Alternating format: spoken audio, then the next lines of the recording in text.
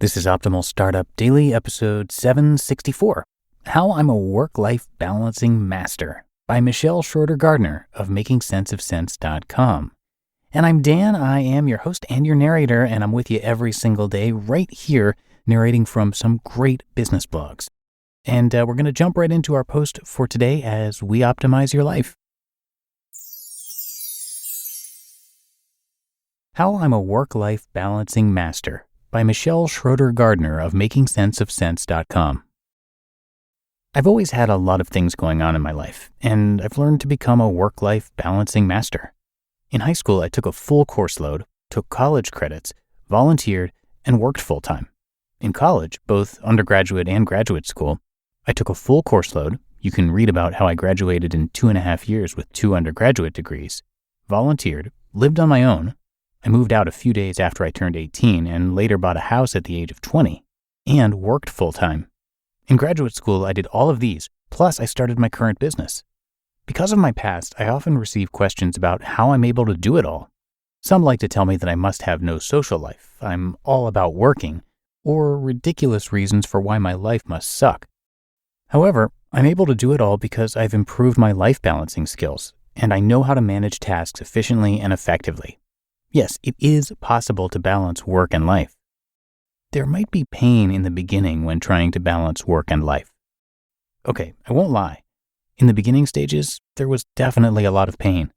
Managing everything all at the same time was tough, but it takes time to improve your work-life balancing skills. There were countless days where I only received 3 or 4 hours of sleep. Actually, that happened for a few years. In the beginning stages, I was absolutely horrible at managing my life and work. I would procrastinate, forget what I was even supposed to do, engage in time sucks, and more. However, I'm much better at managing everything now, and all of my hard work paid off. If you have a major goal you want to reach, then balancing many areas of your life all at once may be needed. Here's what I did, and currently still do, to make everything work and flow smoothly.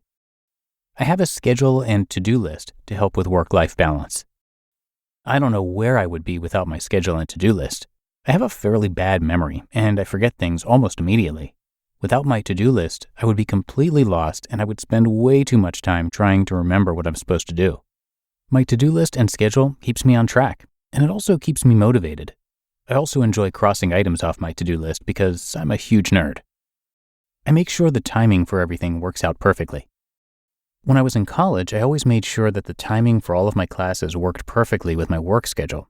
This required some research and planning, but it was well worth it in the end. I made sure all the classes I took ran together well. This meant no wasted time in between classes, and just enough time for me to work my normal 8 to 5 job so that I could start my 5:30 p.m. classes without any wasted time after work as well. You'd be surprised if you stop to think about how much time people waste. I know people who sign up for college classes and just take whatever they think they need without thinking about their schedule. This might mean having hour or longer breaks each day between each of their classes. I also know people who take a class, go to work, and then come back for another class, which is wasted driving time, and more. I'm not in college anymore, but I do still make sure everything is timed perfectly. I guess it's a habit of mine that will never die. Don't try to multitask everything.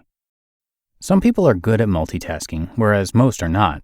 There is proof out there that multitasking can actually result in you wasting time. This is because it takes time to get yourself ready every time you stop and start a task.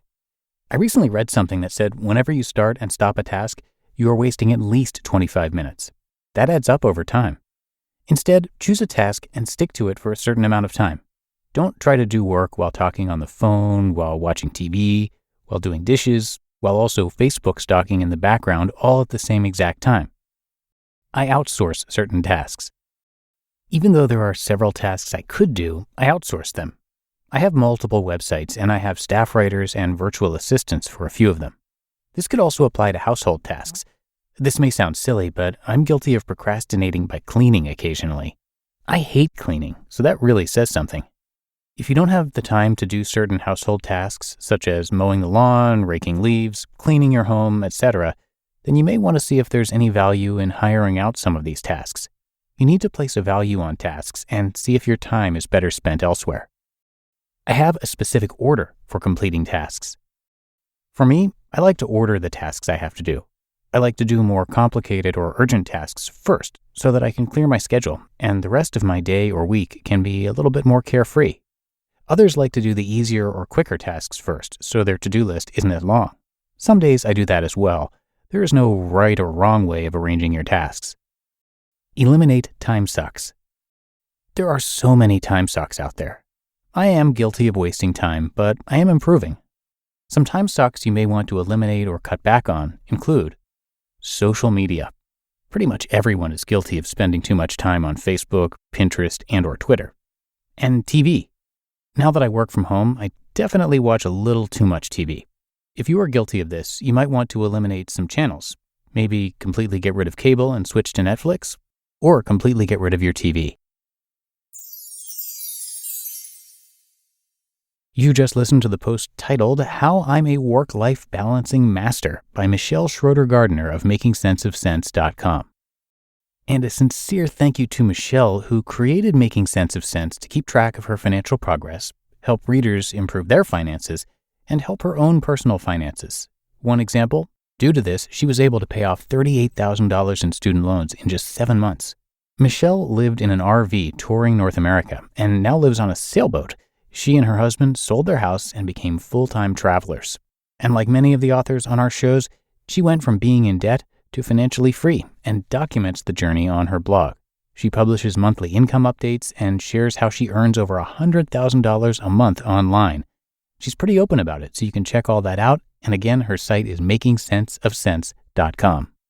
But that's it for another edition of Optimal Startup Daily. I thank you for being here and hope you're having a great day. Keep on optimizing. And I'll be back again with you tomorrow. And that is where your optimal life awaits.